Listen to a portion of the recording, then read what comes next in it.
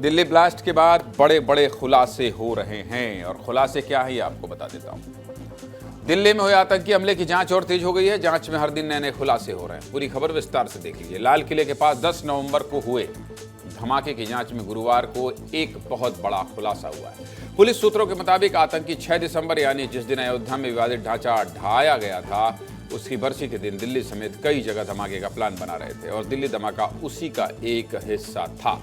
उन धमाकों के लिए आतंकियों ने 32 कारों का इंतजाम किया था और इन्हीं कारों में विस्फोटक भरकर पूरे देश को दहलाने की साजिश रची गई थी। इनमें Brezza, Swift, Dzire, EcoSport और i20 जैसी गाड़ियां शामिल थी। जांच एजेंसियों को धीरे धीरे अब ये गाड़ियां मिलने लगी। दिल्ली धमाके की जांच का केंद्र बिंदु फरीदाबाद का अल फलाह यूनिवर्सिटी। जांच एजेंसियां अल फलाह यूनिवर्सिटी में लगातार जांच कर रही हैं। दिल्ली धमाके का मास्टरमाइंड उमर भी इसी यूनिवर्सिटी में प्रोफेसर था। भारी विस्फोटक के साथ गिरफ्तार हुआ डॉक्टर मुजम्मिल भी इसी यूनिवर्सिटी में काम करता था। और अब आतंकी संगठन जैश ए मोहम्मद की महिला विंग की कमांडर डॉक्टर शाहीन सईद की दूसरी कार भी इसी यूनिवर्सिटी में मिली है। मैंने एक दिन पहले आपसे कहा था ये यूनिवर्सिटी डॉक्टर बना रहा था या आतंकी। ये एक ब्रेजा कार है जो कि डॉक्टर शाहीन खुद चलाती थी। ये कार पुलिस को यूनिवर्सिटी कैंपस में खड़ी मिली। जांच में पता चला है कि इस गाड़ी को 1.5 महीने में करीब 35,000 किलोमीटर चलाया गया है। यूनिवर्सिटी में खड़ी इस गाड़ी की जानकारी गिरफ्तार डॉक्टर शाहीन ने खुद पुलिस को दी है। जब पुलिस यूनिवर्सिटी की जांच कर रही थी तो उसमें एक और चौंकाने वाला खुलासा हुआ। यूनिवर्सिटी के बिल्डिंग नंबर 17 के कमरे नंबर 13 में आतंकियों की गुप्त मीटिंग हुआ करती थी। सूत्रों के मुताबिक इसी यूनिवर्सिटी में बैठकर आतंकियों ने बम धमाके की साजिश रची। अल फलाह विश्वविद्यालय के कमरा नंबर 4 और कमरा नंबर 13 से 2 डायरियां बरामद की गई। इन डायरियों में कुछ सीक्रेट कोड भी लिखे मिले। जांच एजेंसियां अब इस सीक्रेट कोड की भी जांच कर रही हैं। सीधे मुद्दे की बात क्या? सीधे मुद्दे की बात यह है कि दिल्ली धमाके में अब तक 13 लोगों की मौत हो गई है जबकि 20 से ज्यादा लोग घायल हैं। प्रधानमंत्री से लेकर गृहमंत्री तक लगातार बड़ी बड़ी बैठकें कर रहे हैं। और क्या अपडेट है इसके लिए सीधे अमृत तिवारी के पास दिल्ली लेकर चलता हूं। अमृत, यूनिवर्सिटी के बारे में विस्तार दी। उसने पहले ही कहा था कि यूनिवर्सिटी डॉक्टर नहीं आतंकी पैदा कर रही है, लेकिन धीरे धीरे जैसे जांच आगे बढ़ रही है पता चल रहा है कि सभी आतंकियों का ठिकाना ये अल फलाह यूनिवर्सिटी फरीदाबाद ही रही। अमृत। बिल्कुल ज्ञानंद जी, देखिए अल फलाह यूनिवर्सिटी उस आतंक का एक तरह से कहा जाए केंद्र बिंदु बनी हुई थी जहां से भारत को दहलाने की साजिश रची जा रही थी। जो जांच में एक एक बात सामने आ रही है उसमें गौर करना बहुत ही जरूरी है। इन आतंकियों का मकसद कोई 1-2 धमाके का नहीं बल्कि कई सारे सीरियल ब्लास्ट का था, जिसमें सबसे जो पहला टारगेट था वो 6 दिसंबर था, जिस दिन बाबरी मस्जिद जो है ढहाई गई थी। उस तारीख को ये इस्तेमाल करना चाह रहे थे एक मैसेज देने के लिए। अमृत तिवारी, रोक रहा हूं आपको। एक बहुत बड़ी खबर आ रही है आपके पास। दोबारा आ रहा हूं। अभी आप जुड़े रहिएगा। एक बहुत बड़ी खबर आ रही है और खबर क्या है आप भी सुन लीजिए। खबर यह है, ब्रेक कीजिए। अल फलाह यूनिवर्सिटी के खिलाफ बड़ा एक्शन हो गया है। देखिए, मैं इस यूनिवर्सिटी की बात कर ही रहा था और बड़ा एक्शन ये हुआ है कि अल फलाह यूनिवर्सिटी की सदस्यता रद्द हो गई। एसोसिएशन ऑफ इंडियन यूनियन ने सदस्यता रद्द कर दी है।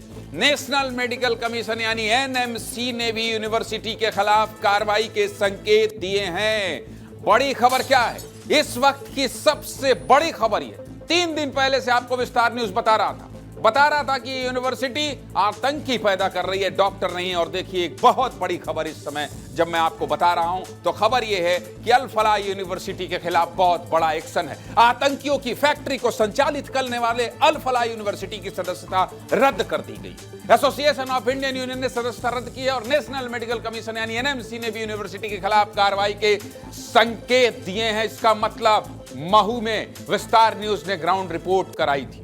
महू में भेज के हमने बताया था कि किस तरह से इसका जो मालिक है यह संदिग्ध है। और अब अल फलाह यूनिवर्सिटी की सदस्यता रद्द करने की जो खबर आ रही है इस बार एक बार फिर से अमृत का रुख करूंगा। अमृत तिवारी, अल फलाह यूनिवर्सिटी आतंकियों को पैदा करने वाला एक ऐसा ठिकाना जो पढ़ाई के नाम पर तो डॉक्टर बना रहे थे, लेकिन उन डॉक्टरों के अंदर एक शैतान, एक हैवान और एक आतंकी पैदा हो रहे थे। अमृत। बिल्कुल ज्ञानंद जी, असल में ये मकसद था कि डॉक्टर और मेडिकल इंस्टीट्यूशन एक ऐसा पेशा है जिसको बड़े ही रेस्पेक्ट के नजरिए से देखा जाता है, और यही वजह है कि यहाँ पे व्हाइट जो कोट है उसकी आड़ में एक बहुत बड़ा काली साजिश को अंजाम देने की कोशिश की जा रही थी। इसी यूनिवर्सिटी में बैठ करके, जहां से आपको पता है जो तीन जो लोग हैं, नबी है, उमर है और आदिल, इन्होंने ऐसी साजिश रची थी जहां से पूरे देश को जो है दहलाया जा सके। और यहीं पे जब आज जो एजेंसियां पहुंची थी अल-फलाह यूनिवर्सिटी, तो उन्होंने कई तरह जांच की और वहां से नूह के गांव में भी गई थी, जहां पे उन्होंने पता किया जहां पे मुजम्मिल जो है एक घर में किराए पे लिया था और वहां पे कट्टे के जरिए अमोनियम नाइट्रेट रखता था। पड़ोसियों ने पूछा भी था कि आप यहाँ पे क्या रख रहे हैं, तो कहा था मैं खाद की बोरी रख रहा हूं। तो एक एक करके खुलासे अब लगातार हो रहे हैं, और यह भी खुलासा हुआ ज्ञानंद जी, मैं बताना चाहूंगा कि पुतिन भारत आने वाले हैं। इसी बीच में 6 दिसंबर से लेकर के 26 जनवरी के बीच में कई सारे धमाकों की साजिश रची जा रही थी, और उन लोकेशंस पे 32 गाड़ियां ली गई थी, जिस 32 गाड़ियों में से 4 रिकवर हो चुकी हैं। उन गाड़ियों में बारूद भर करके अलग अलग लोकेशनों पे लोकेट किया जाना था, और सही समय का इंतजार जो कि आतंकियों ने जो तैयार किया था, उस दौरान ये विस्फोट करने वाले थे, और यह विस्फोट एक चेन की तरह होने वाला था। जो जानकारी सामने आ रही है उसमें से जो है, इन्होंने एक बार रेकी भी की थी लाल किले में जाके, मुजम्मिल और नबी ने, इन दोनों ने जाकर लाल किले के वहां पे रेकी की थी कि किस तरह की सिक्योरिटी होती है, किस तरह से यहाँ पे भीड़ होती है, कितना डिटरेंस हो सकता है, नुकसान हो सकता है। तो ये पूरा का पूरा इन्होंने एक तरह से वहां मुआयना भी किया था, और उसके बाद जो है इन्होंने ये भी देखा था कि कब कब भारत को जो है दहलाया जाए। इसके पीछे मोटिव क्या है? मोटिव साफ है, जियोपॉलिटिकल एक तरह से मोटिव है। जितनी बड़ी इन लोगों ने साजिश रची थी, जितनी गाड़ियों को इन लोगों ने प्लान कर रखा था, अगर इतनी गाड़ियों में विस्फोटक रखकर इसका ब्लास्ट करते तो कितना बड़ा नुकसान कर सकते थे। हालांकि आतंकी घटना शर्मनाक है, जो भी घटना हुई है वो शर्मनाक है, ये बहुत दुखद है। लेकिन अगर ये आतंकी अपने पूरे मंसूबे में सफल होते तो सोचिए कि कैसे ये देश को दहलाने की साजिश रच रहे थे। बहुत बहुत धन्यवाद अमृता आपका।